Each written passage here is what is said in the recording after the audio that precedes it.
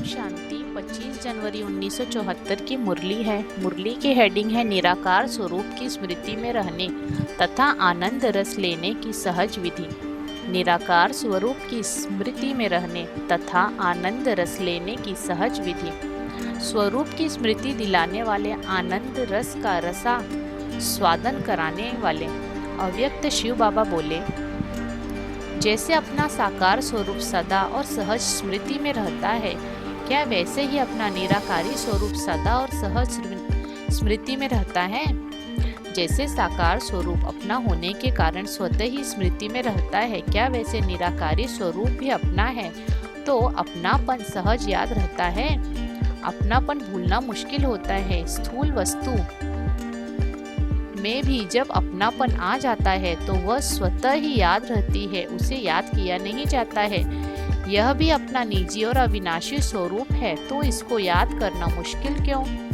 जानने के बाद तो सहज स्मृति में ही रहना चाहिए। जान तो लिया है ना, अब इसी स्मृति स्वरूप के अभ्यास की गुह्यता में जाना चाहिए। जैसे साइंस वाले हर वस्तु की गुह्यता में जाते हैं और नई नई इन्वेंशन यानी खोज करते रहते हैं, ऐसे ही अपने निजी स्वरूप और उसके अनादि गुण व संस्कार, इन एक एक गुण की डीपनेस यानी गहराई में जाना चाहिए। जैसे आनंद स्वरूप कहते हैं तो वह आनंद स्वरूप की स्टेज क्या है, उसकी अनुभूति क्या है, आनंद स्वरूप होने से उसकी विशेष प्राप्ति क्या है और आनंद कहाँ किसको जाता है।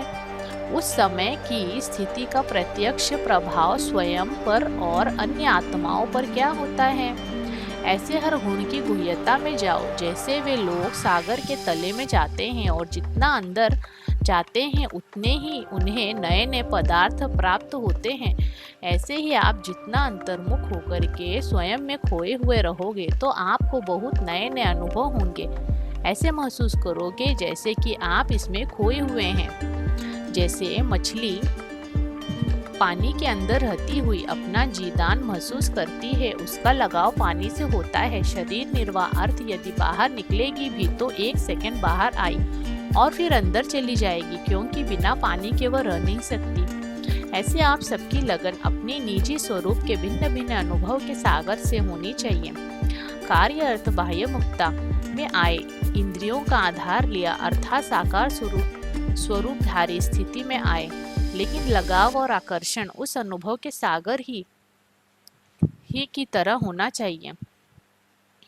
जैसे स्थूल वस्तु अपनी भिन्न भिन्न रसनाओं का अनुभव कराती है ना, जैसे मिश्री अपनी मिठास का अनुभव कराती है और हर गुण वाली वस्तु अपने गुण का अनुभव कराती हुई अपनी तरफ आकर्षित करती है, ऐसे ही आप अपने निजी स्वरूप के हर गुण की रसना का अनुभव अन्य आत्माओं को कराओ, तब ये आत्माएं आकर्षित होंगी। तो अब यह अनुभव करना और कराना यही अपना विशेष कर्तव्य समझो। वर्णन के साथ साथ हर गुण की अनुभूति कराओ। वह तब करा सकोगे जब स्वयं इस सागर में समाये होंगे। तो क्या ऐसा समाये हुए रहते हो? इससे सहज स्मृति स्वरूप हो जाओगे।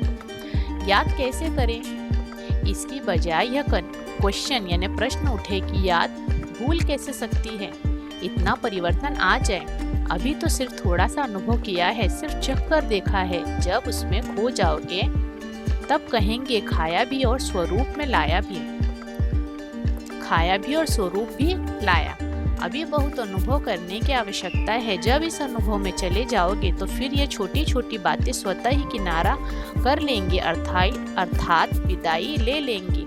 अच्छा, इस मुरली का सार, जिस प्रकार अपना साकार स्वरूप सदा और सहज स्मृति में रहता है, वैसे ही अपना निजी अनादि और निराकारी स्वरूप भी स्मृति में रहना चाहिए। जैसे साइंस वाले हर वस्तु की गुह्यता में जाते हैं, ऐसे ही अपने निजी स्वरूप और उसके अनादि गुण व संस्कार की गहराई में जाना चाहिए। जैसे मछली बिना पानी के नहीं रह सकती, ऐसे ही आप सबकी लगन और आकर्षण अपने निजी स्वरूप के भिन्न भिन्न अनुभव के सागर से होनी चाहिए।